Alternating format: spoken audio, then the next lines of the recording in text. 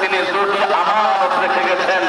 এক নম্বর আমানত হলো এই তাওহীদের আমানত, আর দুই নম্বর আমানত হলো এই আকীদার খতম নবুয়তের আমানত। এই দুটি আমানত হেফাজত করতে হবে। মেহমান বলেছেন গোটা পৃথিবীর সমস্ত শয়তান তারা একত্রিত হয়েছে যে কোনো রূপ লালসা, যে কোনো কৌশলে, যে কোনো অধ্যায় মুসলমানদেরকে তাওহীদ আকীদা থেকে বিচ্যুত করবার জন্য এবং আকীদার খতম নবুয়ত, এই খতম নবুয়তের আকীদা থেকে মুসলমানদেরকে বিচ্যুত করবার জন্য এই বিশ্বময় যত শয়তান, যত কুফরি শক্তি, যত শিরকি শক্তি, যত পৌত্তলিক শক্তি, যত ইহুদি নাসারা ইসলাম বিদ্বেষী যত শক্তি আছে, এই সমস্ত